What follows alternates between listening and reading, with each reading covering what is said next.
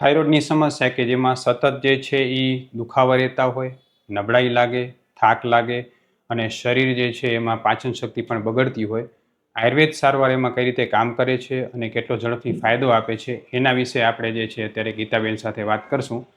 જય શ્રી કૃષ્ણ ગીતાબેન. જય શ્રી કૃષ્ણ. ગીતાબેન, તમને શું તકલીફ થતી હતી? મને દુખાવો થતો હતો, હાથ, પગ, કાંડા, કમર, આખું પાછળથી આખો બધા સાંધા દુખતા, બધા સાંધા દુખે, બધો દુખાવો થતો હતો, અપચાવો રહેતો હતો, કબજિયાત. બરાબર છે. અને શરીર આખો દિવસ જે છે એ પેટ ભારે લાગે? હા, ભારે લાગે ને આખો દિવસ સૂતી હોઉં ને એવું જ લાગે એમ. અને શરીરમાં સોજા વધતા જતા? સોજા વધતા જાય, તાવ જેવું સખત જરીક વાતમાં થઈ જાય. હું બેન, તમને કેટલા વર્ષથી તકલીફ હતી? મને એમ તો આ થાઇરોઇડનો રિપોર્ટ તો હમણાંથી કરાયો, પણ એવી થોડી નોર્મલ બધી તકલીફ 7 વર્ષથી રહેતી હતી. 7 વર્ષથી તકલીફ રહેતી હતી, બરોબર છે. પછી તમે રિપોર્ટ કરાયો અને એમાં ડોક્ટરે તમને શું કીધું?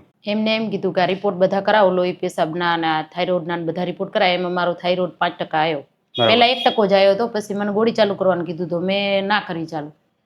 પછી પાછું 3-4 મહિના થયા એટલે પાછું થોડું બધું ચાલુ થઈ ગયું, એટલે વરે પાછા રિપોર્ટ કરાવવા ગયા તો 5% આવ્યો. પછી એમને એમ કીધું કે તમારે દવા પીવી જ પડશે અને આજીવન ગોળી ખાવી પડશે. આજીવન ગોળી ખાવી. બરાબર છે. અને પછી જ્યારે તમે જે છે એ આપણી હોસ્પિટલમાં તમને આ બધા રોગોની સારવાર થઈ તમને કઈ રીતે ખબર પડી? મેં વિડીયો જોયો હતો ફોનમાં. બરાબર છે. વિડીયો તો મેં 1.5 વર્ષ પહેલા જોયો હતો. બરાબર. પણ પછી અત્યારે યાદ આવ્યું? હા, ના આવું જ તું, પણ આવું કરતી હતી, પણ ખબર નહીં કે ગુરુકુલમાં નજીકમાં જ છે એમ. આમને ટાઈમ ના મળે એટલે ના અવાયું એમ. બરાબર. ક્યાં રહ્યો છો તમે? ભારતનગર. ગાંધીધામ, ભારતનગર. તો પછી તમે આપણી પાસે આવ્યા ને આપણે રેગ્યુલર અત્યારે 3 મહિનાની દવા થઈ બેન, બરોબર છે. તમારા શરીરમાં કેટલો ફરક પડી ગયો? મને અત્યારે 80-90% ફરક છે. 80-90%. એકાદો પ્રોબ્લેમ નોર્મલ છે, બાકી 80-90% બધા દુખાવા મટી ગયા સાંધાના? બરાબર છે. પેટમાં ને એમાં ગેસ એસિડિટી મટી ગઈ? પેલા કેટલી તકલીફ રહેતી? પેલા હું કઈ ખાઈ જ ના હગું એમ. કામ કરું તો થાકી જાઉં, કાંઈ પણ ખાવું તો ઈ પછી મને એકવાર થાકી જાઉં ને તો અઠવાડિયું એમ થાય કે હું આરામ કરીશ તો જ હાજી થઈશ. બરાબર. એટલી બધી તકલીફ હતી. દિવાળી સુધી એવી જ હતી. આ દિવાળીના મહિના પછી જ મને સારું થયું. અને કામકાજમાં તકલીફ રહેતી? બધામાં. હવે ખરેખર ગીતાબેનની સમસ્યામાં 3 વસ્તુ ખાસ સમજવા જેવી છે. થાઇરોઇડની સમસ્યામાં માત્ર ને માત્ર તમારા રિપોર્ટમાં થાઇરોઇડ કંટ્રોલ આવે એ થાઇરોઇડને સાચું નિદાન નથી.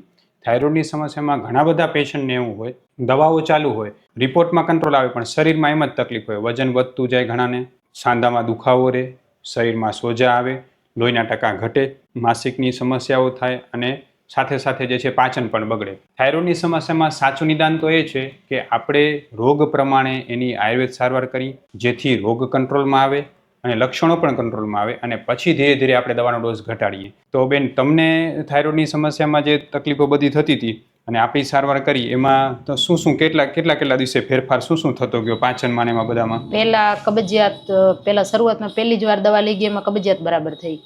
પછી બીજી વખત દવા લેવા આવી ત્યારે ભૂખ લાગે કે આ દુખાવો થોડો રહેતો તો થોડોક ઓછો થયો, થોડોક ચાલુ રહેતો.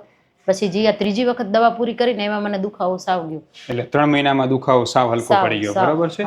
અને બેન, તમારા જેવા ઘણા બધા લેડીઝ બિચારા એવા હશે કે જે થાઇરોઇડની ગોળી તો ખાતા હશે પણ એને દુખાવાને બધા એમને એમ રહેતા હશે. એને તમે આપણી પાસે શું સલાહ કહેશો? તમને કેવું લાગ્યું? લેવાય જ, ગોળી ખાવી 12 માસ એના કરતા આ સારું દવા લેવી. બરાબર છે. હવે મને એ કહો બેન કે આ બધી સમસ્યામાં તમે લગભગ 7 વર્ષથી હેરાન હતા, બરોબર છે. અલગ અલગ દવાઓ નિદાન ધીમે ધીમે વધતું ગયું એમ. 7 વર્ષ એકવાર એટલું બધું પ્રોબ્લેમ નતો, પણ ધીમે ધીમે હમણાં 2 વર્ષથી તો બહુ જ એકદમ બહુ વધી ગયો, બરોબર છે. અને નિદાન ને બધી દવા કરાવતા કેટલા ડોક્ટરને બતાવ્યું છે તમે લગભગ? મેં એમ તો 3-4 ડોક્ટરને 2-3 વર્ષ પહેલા બતાવ્યું, પછી હમણાંથી 2 ડોક્ટરને બતાવ્યું તો એક જ રિપોર્ટ આવ્યો. બરાબર. થાઇરોઇડનો જ રિપોર્ટ આવ્યો અને તકલીફ એમને એમ જ રહેતી. આપણી દવામાં 3 મહિનામાં જેટલો ફાયદો થયો ક્યાંય થયો છે ફાયદો? ક્યાંય નહીં. આપણી દવા જે છે એ તમારા શરીરમાં કોઈ જગ્યાએ ગરમ પડી? ક્યારે નહીં. ગરમાશ ક્યારે નહીં. તમને પહેલા કોઈ બીજી દવા ગરમ પડતી લેતા તો શું થઈ જતું? એનાથી પેટમાં બળતરા, એનાથી એસિડિટી બહુ થાય. બરાબર. આપણી દવા ક્યારે ગરમ ના પડી? ક્યારે નહીં. હું ડૉક્ટર વિશાલ પંડ્યા એક MD આયુર્વેદ ડૉક્ટર છું.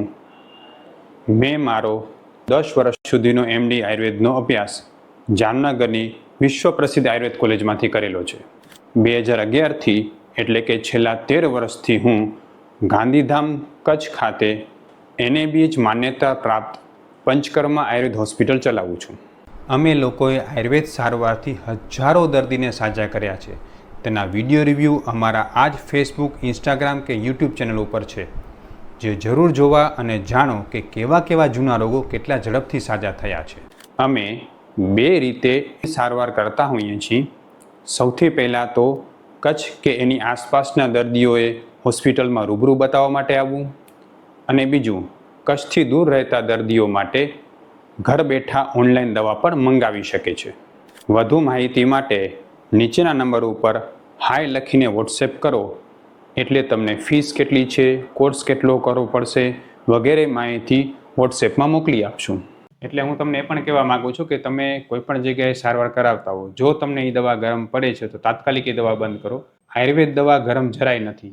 જો તમારું નિદાન સાચું ન થાય ને તો તમને આયુર્વેદ દવા ગરમ પડી શકે છે. અમે જે આયુર્વેદ સારવાર કરીએ છીએ એમાં નિદાન સ્પષ્ટ અને સાચું હોવાને કારણે અમારી દવા કોઈને ગરમ પડતી હોતી નથી. ગુજરાતમાં કોઈ પણ વ્યક્તિ એવું માનતો કે મને આયુર્વેદ દવા ગરમ પડે છે, માફક નથી આવતી, એ લોકો અમારો સંપર્ક કરી શકે છે. અમે ઓનલાઈન ઓફલાઈન બંને રીતે દવા કરતા હોઈએ છીએ. ગીતાબેન, ખૂબ ખૂબ ધન્યવાદ. તમારો જે આ કેસ છે, લોકોને આયુર્વેદમાં શ્રદ્ધા વધે એના માટે અમે જે છે ફેસબુક, ઇન્સ્ટાગ્રામ, યુટ્યુબ પર નાખી શકીએ. જય શ્રી કૃષ્ણ બેન.